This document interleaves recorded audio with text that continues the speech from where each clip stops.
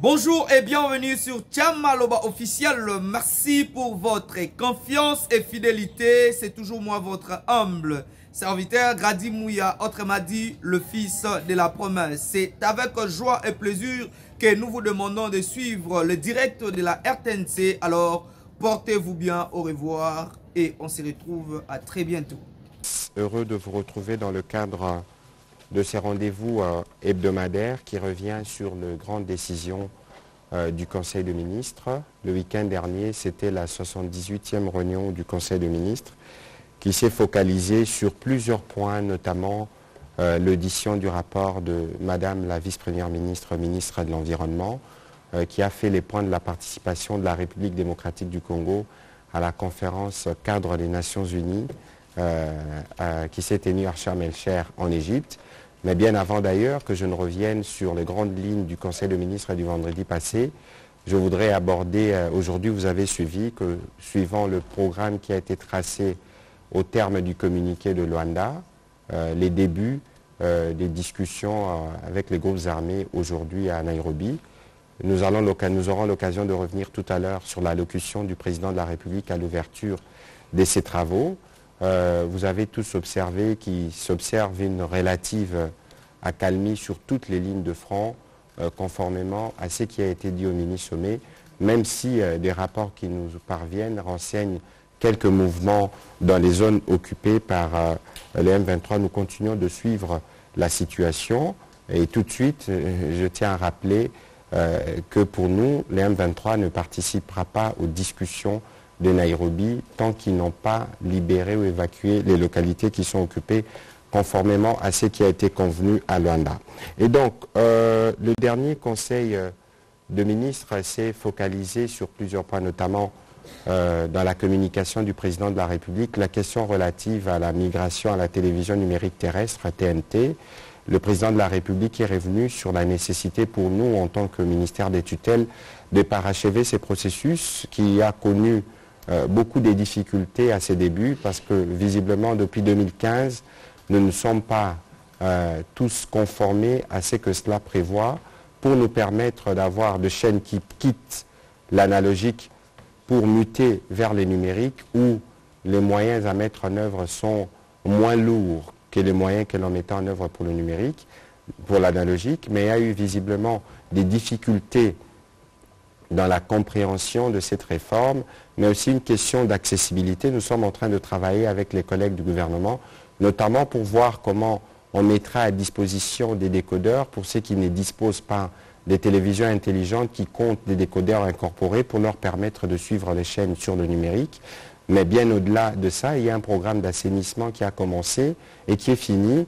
Il ne reste plus qu'à prendre la décision pour voir comment on peut débrancher un certain nombre de chaînes. Et donc, l'interpellation du président de la République nous encourage pour aller vers la finalisation du processus dans la phase 1 qui s'est fait à Kinshasa et dans 9 villes, mais aussi faire la mutation dans 65 autres villes de la République démocratique du Congo. Il faut être initié pour comprendre tout cela, comment doit se faire, mais nous aurons l'occasion de revenir dessus pour vous donner plus de détails. Le président de la République est revenu aussi sur la nécessité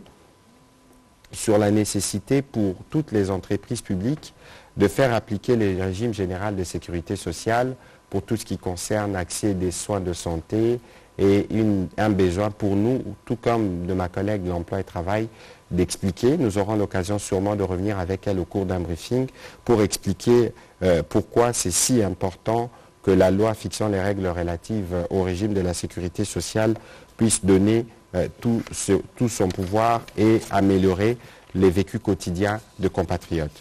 Le président de la République a aussi demandé au gouvernement d'encourager les initiatives privées dans les provinces. Vous avez vu qu'il avait été au Makutano à Lubumbashi, à Mbujimaï, qui faisait un focus sur les 145 territoires.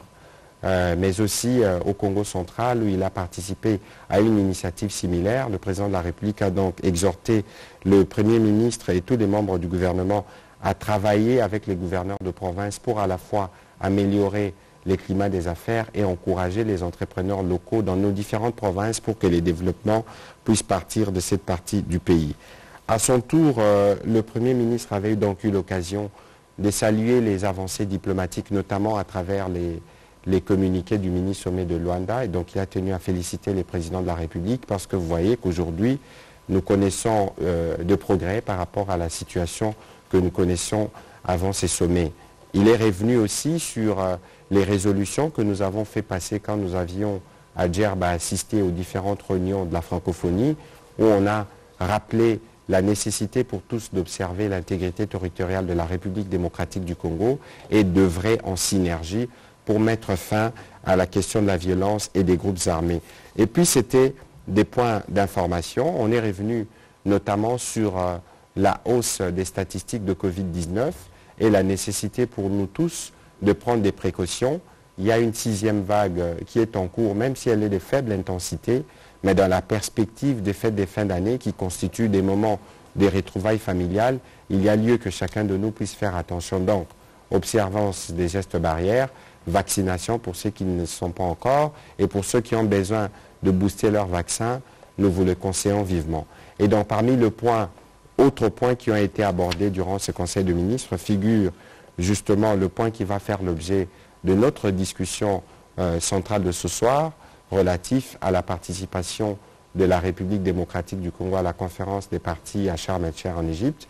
Je voudrais donc donner la parole à ma collègue de l'environnement pour qu'elle puisse faire le résumé ou l'économie de ce qu'elle a présenté en Conseil qui, en réalité, résume le sens de la participation de la République démocratique du Congo, pays solution, à ces grands rendez-vous annuels du climat.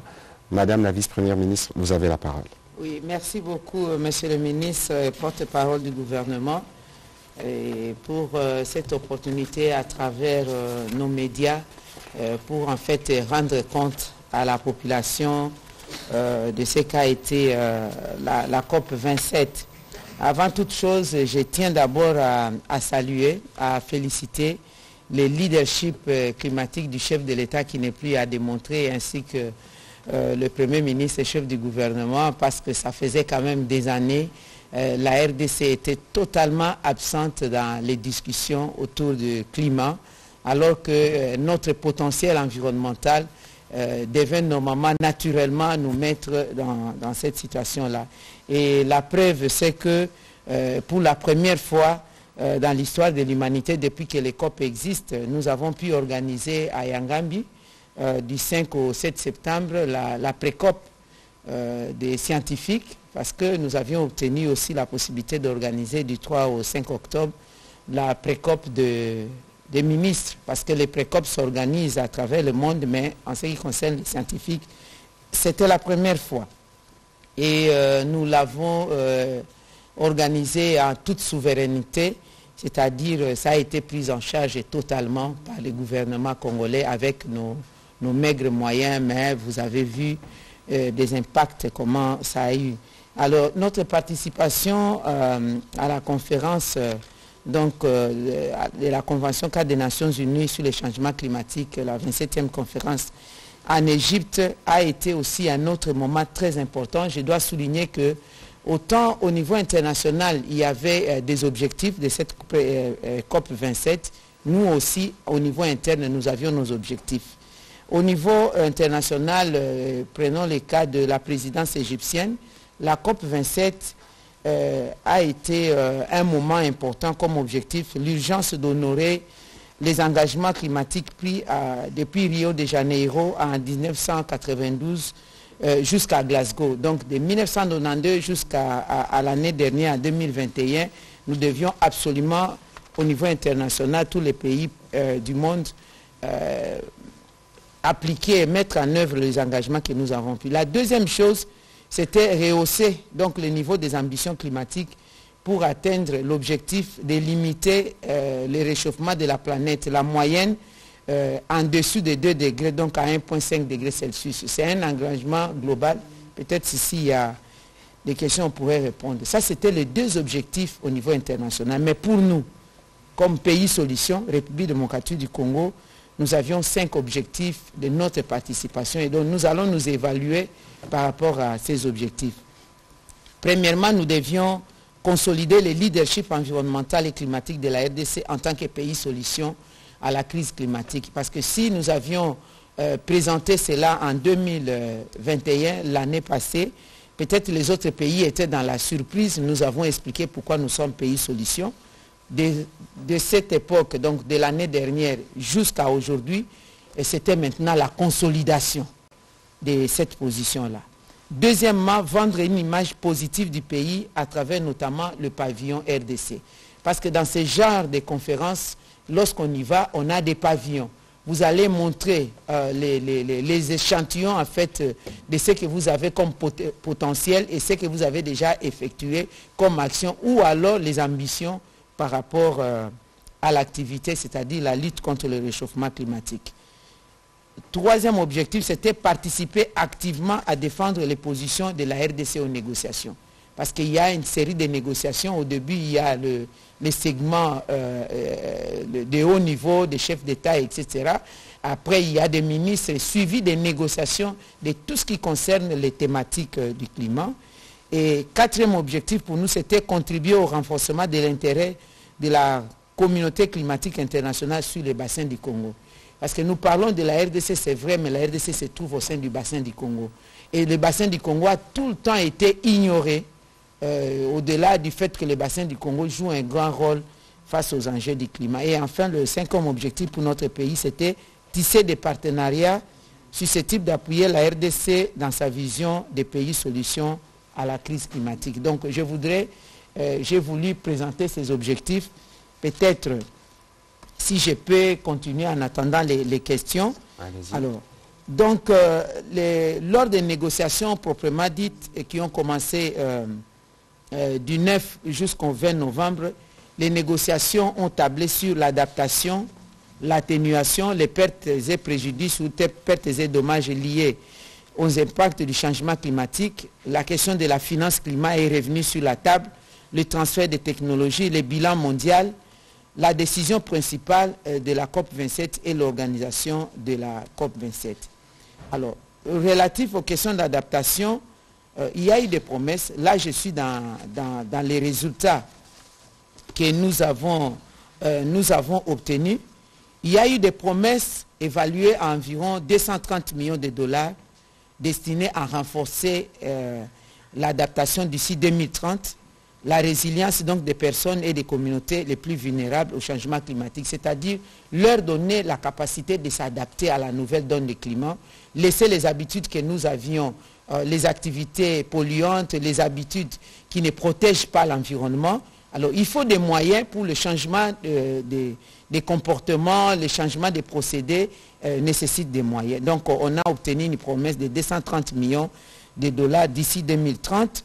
Alors, les questions relatives aux pertes et dommages, le parti, donc tout le monde, tous les États dans cette conférence, nous sommes convenus à l'établissement d'un nouveau mécanisme de financement. Parce que les pertes et dommages, c'est quoi? Lorsque les pays pollueurs ont pollué, il y a eu des conséquences de réchauffement climatique. Il y a des pays qui payent les frais de ces réchauffements. Je donne l'exemple de la République démocratique du Congo. Avec le réchauffement climatique, il y a l'assèchement dans les pays du Sahel, par exemple, l'élargissement des déserts et des Sahara. Donc les éleveurs qui sont là commencent maintenant à chercher les pâturages. Dans leur recherche des pâturages, naturellement, ils viennent vers la République démocratique du Congo, vers le bassin du Congo. Nous avons reçu ici une dizaine d'années aujourd'hui des Mbororo, les peuples Mbororo dont on parle. Ils viennent avec hommes et bétail, avec leurs zoonoses, donc les maladies des bétails. Ils viennent sans documents. Ils viennent armés et avec ces troupeaux-là, traversent les frontières, atterrissent chez nous et il y a des conséquences de destruction de l'environnement, il y a des conséquences de contamination des maladies, il y a d'autres conséquences même des conflits interethniques, des conflits fonciers, etc. Alors les pertes-là, nous les subissons alors que nous ne sommes pas responsables des pollutions. Maintenant, comment est-ce qu'on devra nous indemniser? Alors, quel est le mécanisme où on va mettre ces fonds? On ne peut pas mettre ces fonds ni dans les véhicules de la Banque mondiale ou les fonds monétaires ou même la Banque africaine de développement parce que ces structures au départ des institutions de Bretton Woods et autres étaient conçues pour non seulement les prêts mais l'aide humanitaire. Et là, on n'est pas dans l'optique de l'aide humanitaire, on est dans l'optique des pollueurs-payeurs. Vous avez pollué, vous devez payer. Donc c'est nous qui allons fixer les degrés de préjudice que nous avons subis. Et puis vous devez nous donner des fonds qui ne sont pas remboursables. Donc il n'y a pas un problème. Alors, mais ce sont des fonds colossaux. Par quelle voie il faut les donner? Donc nous avons mis en place, étudier les mécanismes où nous allons devoir recevoir ces fonds. La même chose pour l'atténuation. Nous avons urgemment donc pris les ambitions dans le sens d'atteindre, atténuer la température planétaire à 1,5 degré Celsius d'ici 2030. Parce qu'il y a des problèmes sérieux en cela. Prenons le cas des G20, je l'ai toujours dit, et c'est ça la vérité vraie. 20 pays du monde, à eux seuls, sont responsables de 80% des pollutions dans le monde. L'Afrique, nous sommes dedans, nous sommes responsables à l'arrondi de 4%. Maintenant, on leur demande de changer leurs procédés polluants, leur industrie qui pollue, ils doivent amener le matériel ou la technologie non polluante. J'ai toujours donné l'exemple le plus simple, c'est le cas des automobiles. Donc l'industrie automobile où on doit arrêter à utiliser, donc à fabriquer des véhicules polluants. Il faut maintenant fabriquer les véhicules non polluants, donc les voitures électriques. Ça, c'est pour atténuer le dégagement des gaz à effet de serre. Mais un autre exemple important est aussi l'utilisation de l'énergie. Quel genre d'énergie? Vous savez qu'au nord, maintenant, c'est l'hiver. Alors, ils ont besoin de gaz, n'est-ce pas? Ils utilisent souvent l'énergie la plus polluante, l'énergie fossile qui est le charbon. Alors, nous devons leur demander, nous avons exigé, donc tous les pays du monde ont exigé à ce que ces pays du Nord arrêtent l'utilisation de charbon dans leur industrie par rapport à l'énergie. Alors, nous avons aussi renforcé la question des finances. Vous savez qu'ils sont tributaires, ils ont pris des engagements, n'est-ce pas, par rapport à la situation des pollutions. Quand je dis ils, le pays pollueur, alors ils ont pris les engagements depuis 13 ans aujourd'hui de mettre sur la table 100 milliards de dollars américains par an, n'est-ce pas, pour la finance climat, pour juguler la pollution dont ils ont fait. Ces fonds-là devaient aider le pays comme le nôtre, qui sommes victimes et à la fois contributeurs pour donner des solutions basées sur la nature à la crise climatique, pour nous permettre de nous adapter à la nouvelle donne du climat et pour nous permettre, par exemple, de répondre aussi, de mettre en œuvre notre contribution déterminée. C'est que nous avons pris comme engagement des diminutions donc des émissions. Jusqu'à présent, ils ne l'ont pas encore fait. Et nous avons globalement vu qu'il nous faut environ 4 à 6 000 milliards de dollars par an pour assurer la transition mondiale vers une économie verte. C'est quoi aller vers une économie verte? Un peu comme le ministre a dit, nous quittons dans la nouvelle technologie de l'information et des communications, de l'analogie au numérique. Donc nous devons quitter des procédés polluants aux procédés non polluants. J'ai parlé de l'industrie de l'automobile, j'ai parlé aussi de l'énergie, c'est-à-dire au lieu d'utiliser l'énergie polluante du genre les groupes électrogènes ou le charbon, nous devons aller vers l'énergie bio, l'énergie qui respecte les normes écologiques. Il s'agit de l'hydroélectricité, n'est-ce pas? C'est une énergie propre. Nous devons élargir donc la desserte en électricité. C'est une stratégie par excellence de diminuer la pression vers la forêt. Nous utilisons les bois comme énergie de chauffe. Et prendre aussi l'énergie alternative. Nous avons le soleil qui nous passe par-dessus la tête, donc nous devons capitaliser ces potentiels-là d'énergie qu'on appelle photovoltaïque, et aussi l'énergie éolienne, parce que nous avons des savanes, nous avons des endroits où il y a le vent qui peuvent nous aider à avoir cette énergie éolienne, ainsi que l'énergie, la biomasse, ou la transformation des déchets aujourd'hui, qui constitue un scandale dans l'opinion par rapport à la saleté, vraiment, mais c'est une matière première. Une fois transformée, ça nous donne aussi les gaz, ça nous donne aussi l'énergie. Donc voilà, c'est cette transition. Donc, pour créer maintenant ces industries, ces entreprises, il nous faut ces fonds. Alors, il y a eu une question relative au transfert des technologies. Nous avons les potentiels, nous avons les forêts, nous avons les métaux stratégiques ou minéraux stratégiques, nous avons tout, mais il nous manque l'expertise et la technologie. Donc maintenant, on est dans les partenariats gagnant-gagnant. le Nord amène, le Nord où, c'est pas moi, même la coopération Sud-Sud, ceux qui en ont amènent la technologie, nous nous mettons à disposition notre potentiel avec comme conditionnalité la transformation locale ici pour que nous aussi, nous puissions y accéder. Alors, en termes de dividendes, encore ce qui est le plus important, je vous ai parlé de nouer les relations. On est là dans l'objectif 17 de développement durable. Nous avons signé 2 accords importants. Le premier, c'est le groupe de travail entre les États-Unis d'Amérique et la République démocratique du Congo. Ce sont des négociations qui ont commencé depuis que la RDC s'était présentée comme étant pays solution. Nous avons pu obtenir l'attention, nous avons attiré l'attention du monde par rapport à ce que nous constituons. Alors, la RDC et les États-Unis ont mis en place un groupe de travail qui sera chargé d'explorer les possibilités de développer l'économie de la RDC de manière durable. Je vous ai dit, nous avons le potentiel, nous avons besoin de la technologie. Et ce groupe de travail va se focaliser sur les questions de l'énergie, notamment l'énergie renouvelable, je l'ai déjà explicité, la conservation et la gestion des forêts, l'agroforesterie qui va aider donc à nous adapter à la nouvelle donne du climat en laissant l'agriculture itinérante sur brûlis, en utilisant maintenant l'agriculture mécanisée, l'agriculture qui ne pollue pas, l'agriculture qui préserve l'environnement. Et nous avons aussi, nous allons travailler aussi sur les questions de marché des crédits carbone, mettre les forêts en programme et aussi accéder, donc percer ces milieux-là des marchés de carbone. Il y a un marché qui s'organise en Californie, il y a d'autres marchés qui s'organisent ailleurs. Ce sont des marchés fermés à leur niveau où leurs entreprises qui polluent, là on est dans les partenariats publics-privés, leurs entreprises qui polluent achètent les crédits carbone dans les forêts reboisées à leur niveau, alors à un certain prix respectable, alors qu'à notre niveau, le prix est moindre, voilà. Mais nous avons dit, avec ces groupes de travail, nous allons percer donc ces milliers de ces marchés parce que nous exigeons l'augmentation, la révision à la hausse des prix de la tonne de carbone pour nous permettre nous-mêmes de financer nos projets d'adaptation et nos projets de préservation de notre environnement et pourquoi pas booster aussi ce que nous appelons la solidarité avec les autres pays qui sont victimes comme nous, mais qui n'ont rien comme potentiel à contribuer à la lutte contre les changements climatiques et ils attendent la disparition.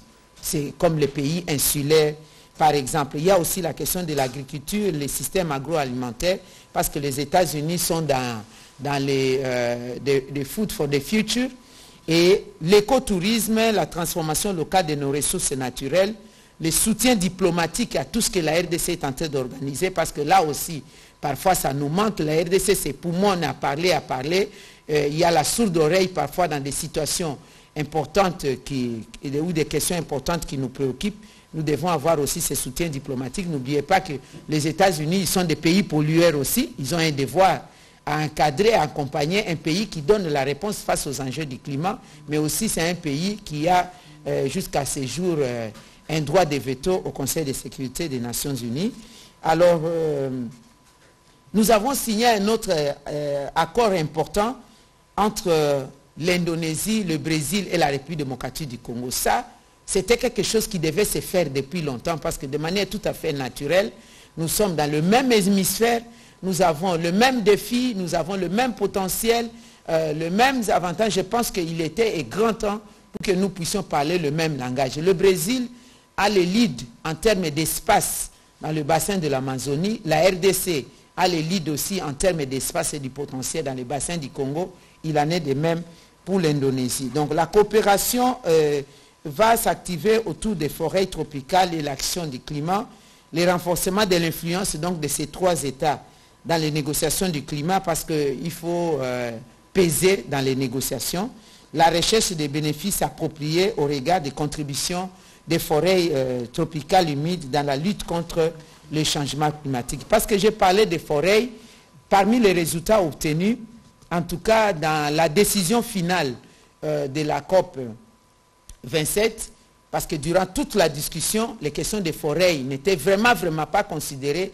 Nous avons haussé les tons. Il y a d'ailleurs, je dois souligner notre collègue, notre homologue plutôt du Congo-Brazzaville, Madame Arlette Nono-Soudan, qui avait claqué la porte parce que sinon on est venu là pour quoi faire, parce que nous apportons la réponse face à la lutte contre le climat, le réchauffement climatique. Si vous ne tenez pas compte du potentiel qui constitue donc cette réponse, alors pourquoi nous sommes là? Et nous étions restés, et elle est revenue par la suite dans les négociations qui étaient même prolongées au-delà de la date prévue, et nous sommes parvenus, en tout cas pour la première fois, à faire intégrer les dispositions concernant le rôle des forêts dans la lutte contre le changement climatique qui avait été initialement mis de côté. Donc ça, c'est aussi quelque chose de très important. Voilà. Donc la visibilité politique, diplomatique que nous avons obtenue et la visibilité environnementale est très importante. Je pense que nous avons obtenu cela. Nous devons nous maintenir. Maintenant, il s'agit de récolter les dividendes en termes des espèces sonnantes et trébuchantes, en termes de financement de nos projets. Et nous sommes déjà dans ces pipelines. Nous sommes dans la bonne voie, ce n'est pas à moi de le dire. Je crois que vous suivez les réseaux sociaux, vous suivez les médias internationaux, comment la RDC est au centre des préoccupations mondiales en termes du climat, ce qui n'était pas avant. Coup de chapeau donc au leadership au niveau du sommet de l'État, et je l'ai dit, le chef de l'État et le Premier ministre qui soutiennent le travail que nous faisons humblement, modestement, pour les comptes de la République. Voilà, merci beaucoup Madame la Vice-Première ministre, et c'est aussi l'occasion à travers ces briefings de faire le point à tous ceux qui nous suivent à la maison. Au dernier Conseil de ministres, le ministre de la Défense nous a dit que plus de 8000 recrues étaient déjà à Kitona pour leur formation. Le ministre des Finances nous avait aussi nous avait fait le point de la création d'une banque de développement, et d'autres textes ont été adoptés. Voilà, en guise de mots introductifs à cette rencontre avec les médias. On va commencer la série de questions, mais s'il vous plaît, tenons-nous à l'essentiel, évitons de commentaires pour gagner le temps et permettre aux autres de poser des questions. On va commencer par Alfred Toumba.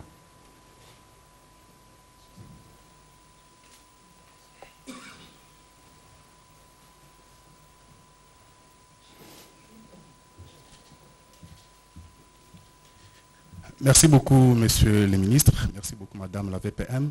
Je voudrais avant tout vous féliciter pour le travail que vous avez abattu à Charles-Méchec. J'étais avec vous. Et j'ai vu comment vous avez influencé les décisions à la dernière minute. C'était vraiment quelque chose de très louable, et je voudrais quand même vous remercier par rapport à ça. J'ai deux petites questions. La première, pourriez-vous me dire, Madame, qu'est-ce qui vous a inspiré l'idée d'organiser les PECOP en RDC? Et si c'est possible de nous dire aussi les montants que le gouvernement congolais avait mis à votre disposition. Et puis la deuxième petite question aussi, c'est de savoir, il n'y a pas très longtemps, vous faisiez beaucoup de bruit quand même sur la possibilité d'élever le moratoire. Aujourd'hui, on a l'impression qu'il vous est essoufflé. Qu'est-ce qui n'a pas marché? Oui, merci beaucoup. Je vais commencer d'abord par le moratoire. Le moratoire a été levé au niveau du gouvernement. C'était une décision du gouvernement parce que nous avions expliqué que le moratoire n'avait plus sa place, n'est-ce pas? Parce que le moratoire signifiait quoi? Qu'il y avait depuis une certaine période, on ne peut plus octroyer les concessions forestières, que ce soit des conservations ou d'exploitation, jusqu'à ce qu'il y ait un certain nombre de critères qui étaient pris au niveau du gouvernement, du point de vue des cadres légaux, des programmes, etc. Mais malgré cela, on s'est retrouvé dans une situation d'octroi des concessions de manière illégale sur toute l'étendue du territoire.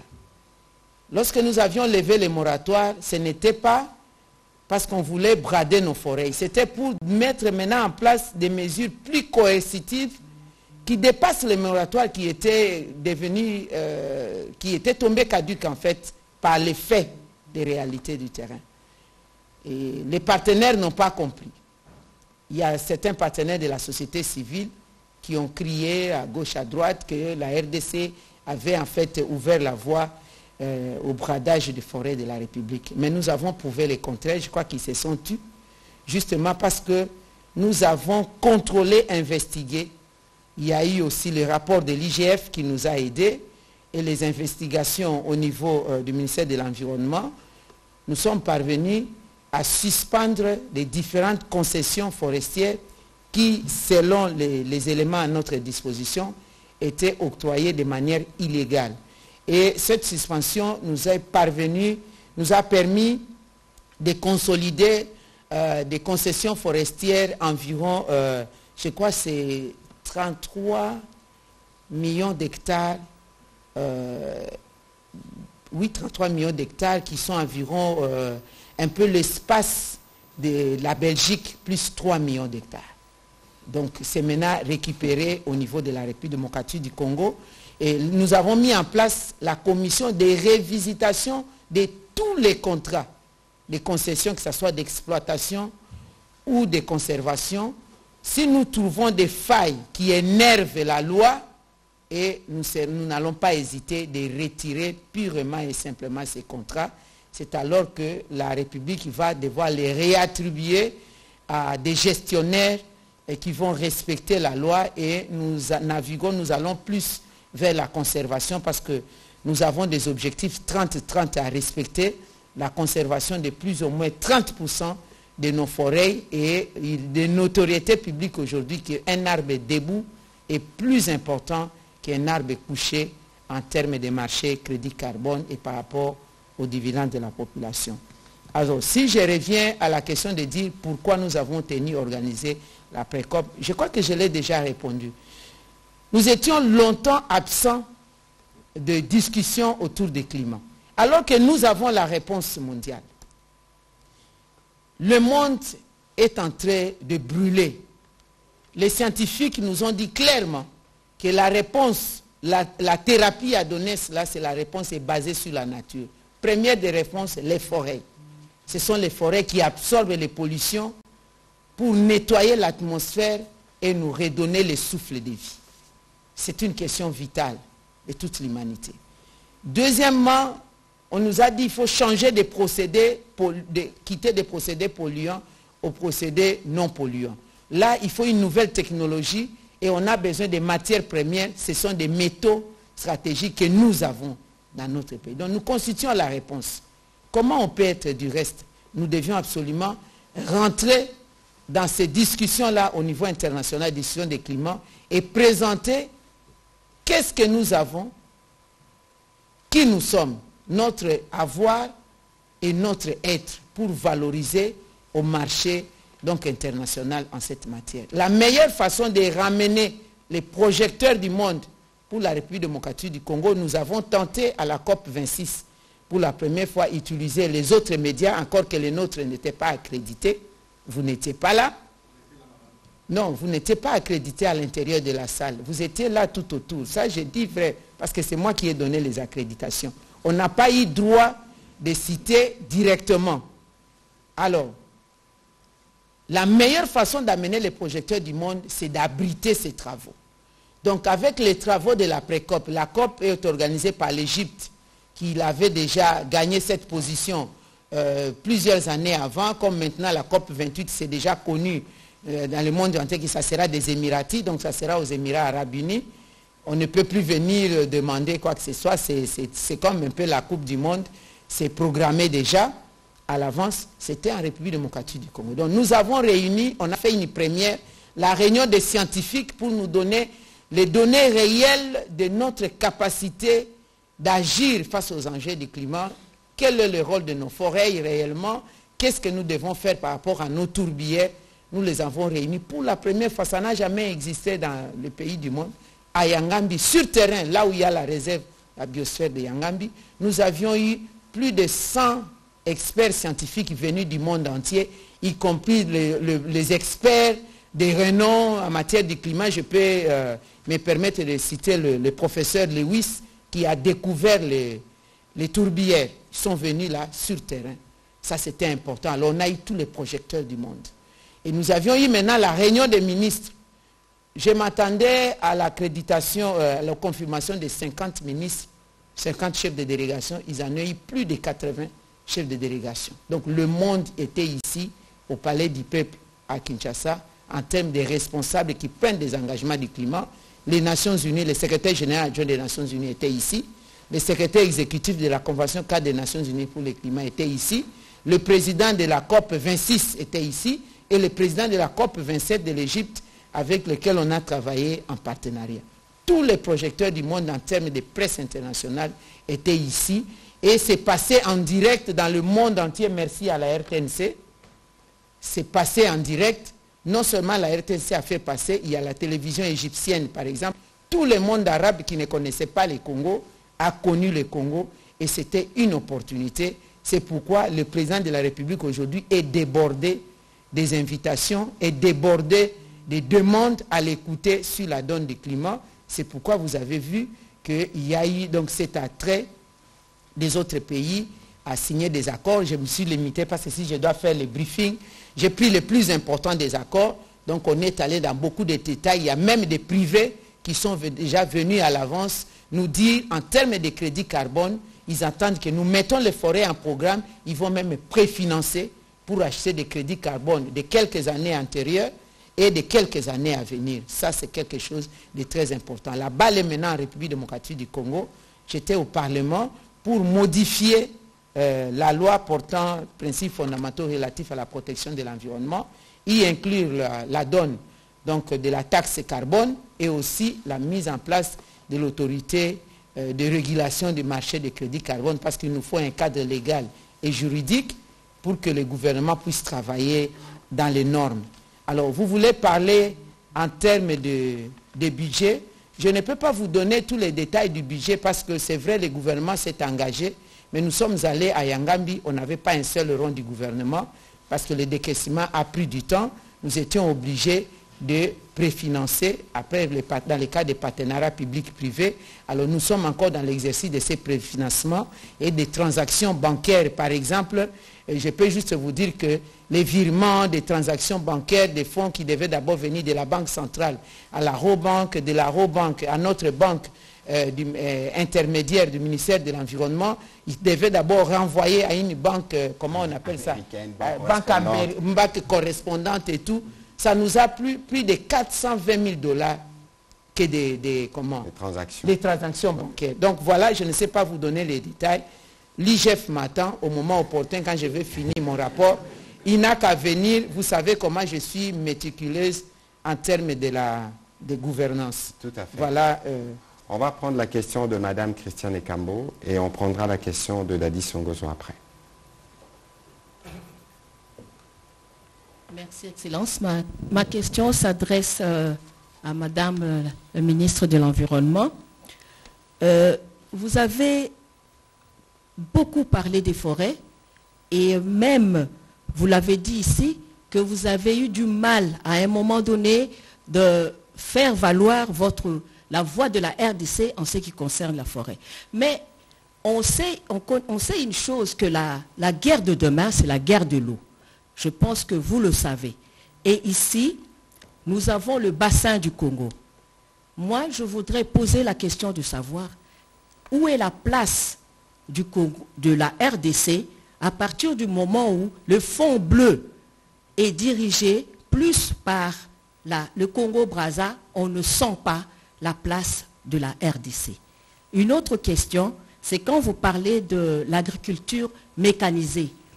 Je me demande comment est-ce qu'on va faire, donner la place à ces agriculteurs qui sont souvent des gens qui se débrouillent.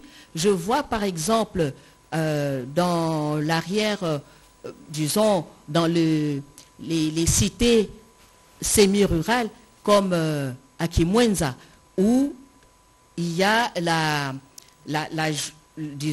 topographie est inclinée.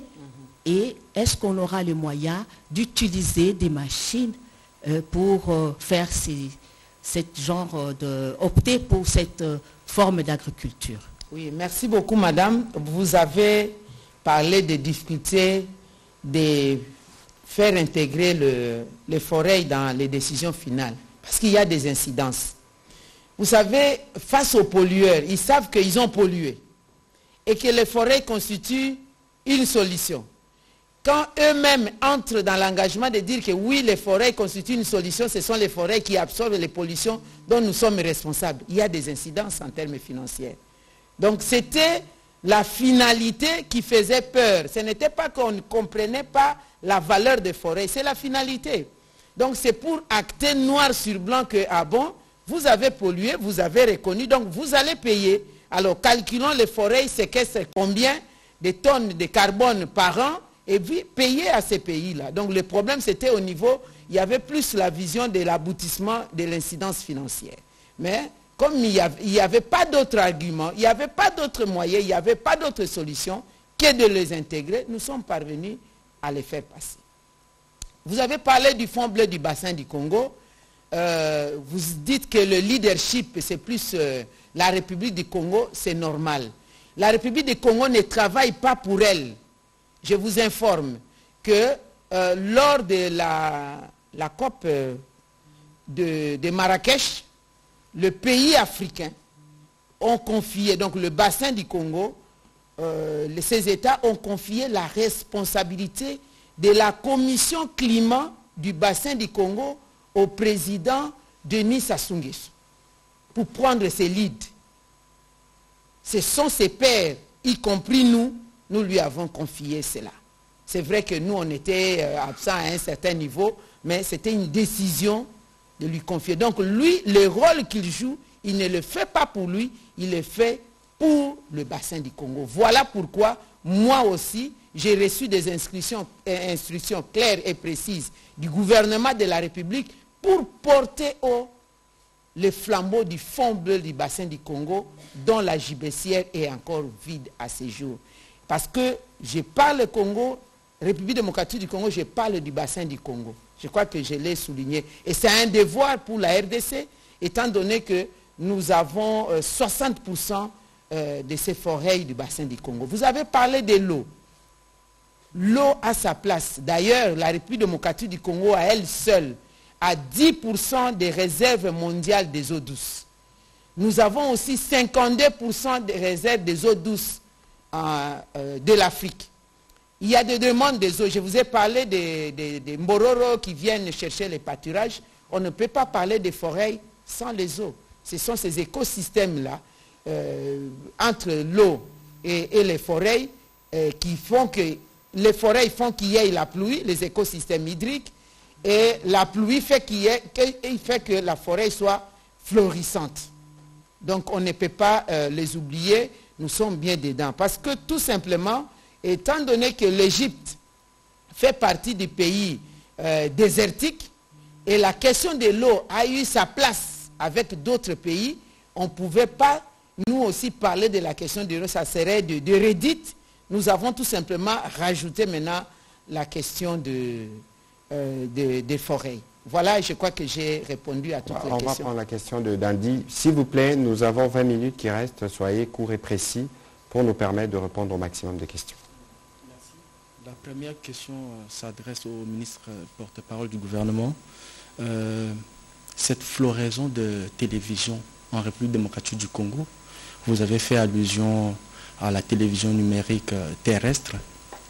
Vous pouvez aujourd'hui nous dire dans combien de temps les télévisions qui émettent en clair pourront être fermées? Parce que plusieurs fois le gouvernement a donné un moratoire, il y a eu des délais, mais jusqu'à aujourd'hui, rien n'est fait. Si vous pouvez apporter un message par rapport à ça. Et en ce qui concerne la vice-première ministre de l'Environnement, plusieurs fois la République démocratique du Congo ces plaintes des difficultés financières. En ce qui concerne les décaissements, le fonds promis, là vous parlez de 230 millions par exemple, jusqu'à 2030. Dites-nous, ces 230 millions, apportez-nous un peu de précision. C'est pour la RDC, c'est pour le bassin du Congo, ou si c'est pour le bassin du Congo, combien c'est réservé à la République démocratique du Congo? Merci. Alors, réponse rapide, floraison des télévisions. En clair, je crois qu'il n'y a presque plus de télévisions qui émettent en analogique et vous pouvez capter comme ça. Je pense que la plupart des fréquences ont été récupérées pour être démultipliées, pour avoir justement plusieurs canaux dans le numérique. Mais quel que soit le temps que ça prend, Aujourd'hui, nous avons fini le processus de contrôle de l'assainissement que nous avons engagé. Et sur ma table, il ne reste plus qu'à poser la signature parce que nous avons recensé plus de 260 chaînes de télévision qui ne répondent pas à la norme. Souvent, que ce soit au plan administratif, au plan technique ou même au plan du contenu. Mais bon, après, on nous dit le contexte ne pas celui-là. Il y a la guerre à l'Est. Est-ce que si vous le faites, les gens iront au chômage? Mais je pense que là, avec le rappel du président de la République, on sera bien obligé d'y aller pour permettre aux chaînes qui sont en règle et qui ne sont pas connectées d'y l'être. Aujourd'hui, il faut savoir que chaque métier a ses exigences. Si vous voulez travailler à la télévision, vous devez être en mesure de répondre aux normes techniques requises pour ces métiers. Pour une chaîne de télévision, une chaîne de radio, un média, on vous dit que les directeurs de programme ou les directeurs de rédaction doivent avoir au moins un diplôme Bac plus 5 en journalisme. Mais circuler dans les médias que vous verrez ici, si et seulement si ceux qui dirigent la rédaction répondent à ces critères prévus par la loi. Et lorsque vous regardez au plan administratif tous les schémas, avis favorables jusqu'au récépissé, est-ce que cela a été respecté? Bon, il y a eu des choses ou des choix qui ont été faits avant qu'on arrive. Nous avons aujourd'hui réussi à remettre le tout sur la table après les États généraux. Il nous reste des décisions à prendre. Il y aura sûrement des colères, mais je pense que ce seront des décisions qui permettront à certains, en tout cas pour ceux qui voudront continuer à travailler dans les secteurs de médias, à investir davantage pour être sûr qu'ils répondent à la norme. Sinon, on sera bien obligé de fermer Duralex et Blex. Merci. Oui, merci. En ce qui concerne les finances, la finance climat, j'aimerais dire que la finance climat ne se discute pas de manière globale. Il y a un terme thématique. La globalité, c'est par rapport aux besoins. Ici, je parle de la catégorie des pays les moins avancés qui sont victimes des réchauffements climatiques et je parle de la catégorie des pays comme le nôtre qui ont la réponse à donner face à l'enjeu du climat. Je prends par exemple, concernant la question relative à la finance, il a été évalué à 4 à 6 000 milliards de dollars par an pour assurer la transition mondiale vers une économie verte. Donc les pays qui n'ont pas encore de technologies actuellement, il faut des projets évalués à cela. Maintenant, ça dépendra de la capacité de chaque pays à présenter un projet pour qu'il y ait décaissement dans cette JBCL. Le grand travail, c'est la technicité au niveau interne pour capter ces fonds. Je donne un autre exemple par rapport à l'adaptation. Par exemple, le pays comme le nôtre, c'est 230 milliards de dollars destinés à renforcer le pays d'ici 2030. Ça qui est l'adaptation. Maintenant, l'adaptation dans quel domaine? Prenons le cas de l'agriculture. Il faut que nous amenions des projets d'adaptation dans l'agriculture, des projets d'adaptation dans l'éducation, des projets d'adaptation dans l'intégration de la dimension genre, des projets d'adaptation dans l'intégration de la protection, par exemple, de l'environnement par les peuples autochtones. Madame la VPM, est-ce qu'on peut être un peu pédagogique à expliquer d'abord c'est quoi adaptation pour que les uns et les autres comprennent ce que cela veut dire dans les jargons de votre secteur? Voilà, merci beaucoup. Je vais descendre. L'adaptation signifie ceci. Il y a le monde qui se réchauffe. Comme le monde se réchauffe, pourquoi le monde se réchauffe? C'est l'industrie. Il y a les raisons aussi naturelles. Chez nous, nous connaissons les raisons de l'éruption volcanique. Lorsqu'il y a l'éruption volcanique, cette chaleur, le feu, la langue de feu que vous voyez, dégage des dioxydes de soufre qu'on appelle l'un des gaz à effet de serre. Ça va dans l'atmosphère, ça chauffe l'atmosphère. Évidemment, on ne peut pas être autour d'un volcan en éruption. La même chose l'industrie. Je donne l'exemple de ce qu'on a connu ici, les Mombondage Camine. La fumée qui est dégagée dans l'industrie, là, cette fumée-là, elle est toxique. Elle est constituée de particules, elle est constituée des gaz qu'on appelle les CO2, les dioxydes de carbone. Elle est toxique. C'est un peu comme les groupes électrogènes. Je descends encore plus bas. Vous remarquez dans nos pays, dans notre pays ici, si je peux parler en lingala, ce qu'on dit groupe électrogène, au côté nango na kati andako, po molili ezali bo pelisi, mwinda epela, batu barobimate na tongo. Po gaz ezo dégager hydrogène wana, ba gaz wana eko aspirer pe manabino e aspirer pe ma oxygène bozana ngo batu bakufa. Oyoka batu tel batiaki mbabola na ndako pona malili bakufaki. Batiaki groupe électrogène na ndako bakufi. sikoyo ba groupe électrogène na ndenge wana eza neti industrie mombonda o ba usine bazosala mpona kofabrike ciment kofabrike mituka ou bien kosala industrie ya transformation ya pétrole milinga nyonso bomonaka wana eza milinga moko ya mabe ya toxique ebebisaka ezopolue ntango mosusu bozomona ngo na misu te me solo wana soko opemi ozokanga mapema. Les gens qui me suivent à Likasi savent que les usines de fabrication d'acide sulfurique à Likasi, la route de Likasi à Kambove, les gens tout autour sont victimes de cette pollution. La même chose aussi vers Kolwezi. Donc, ce sont ces différents gaz à effet de serre